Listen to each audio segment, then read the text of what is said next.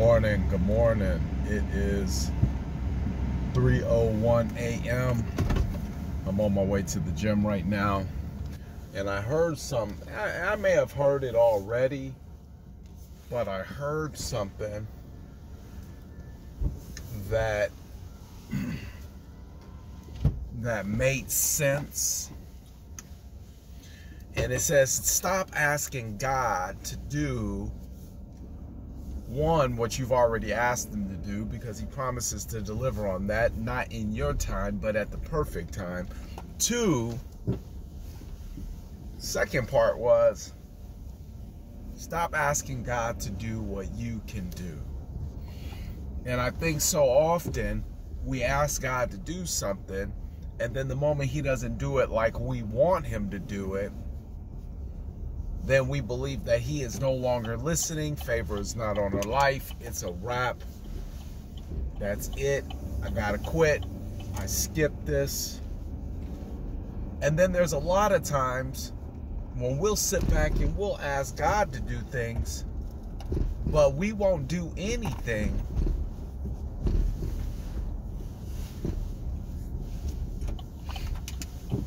to make it happen. And the particular point that they brought up was Moses in the Bible. When God asked Moses to take the people out of Israel, Moses says, well, how am I going to do that? Moses was pretty much like, dude, I can't do this. I don't have what I need. This ain't going to work. So if it's going to happen, God, you're going to have to do it through me. And God looked at Moses and said, what is that in your hand? And Moses was carrying a staff. And God says, throw the staff to the ground. Staff goes to the ground, turns into a snake. He says, pick the staff back up. So what he's basically saying is when you think you don't have what you need,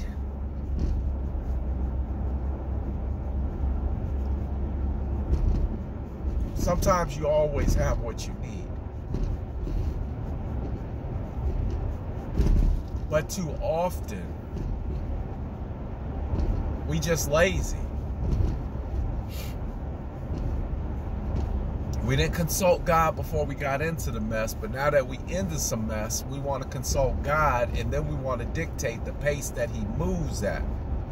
The creator of all heaven and earth, we want to dictate how fast or slow he's moving. If he's not moving fast enough, then we automatically have an issue.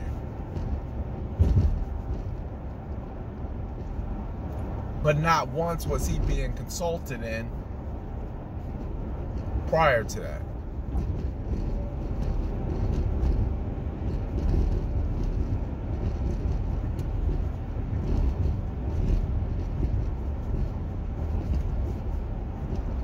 Or we wonder why God hasn't done it yet, and God's sitting there looking like, why can't you get up and go do it? It's possible. You have what you need. What is it that's stopping you? Or is now God a good excuse on why it's not happening?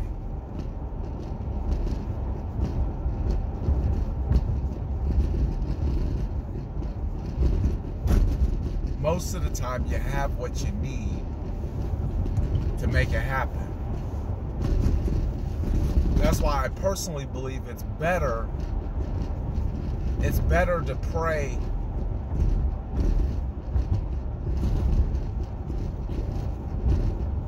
for understanding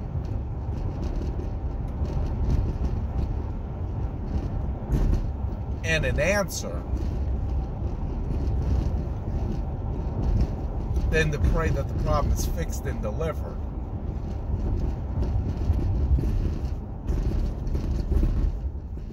Because God might be looking back down at you saying, you got what you need. Our pastor has a great saying, and I took it and I really ran with it this year. And he says, it's in the house. You know, I grew up in situations where there wasn't always, you know, when you think of food, it wasn't food you know, like that in the house, you know. But to the trained eye, you could take a can of this, a box of this, and you can turn it into a full meal.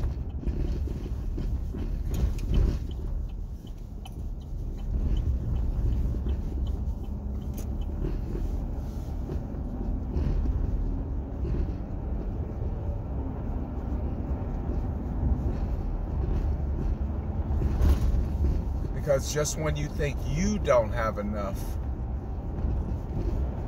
you always have enough. It's always in the house. Whatever you need is right around you.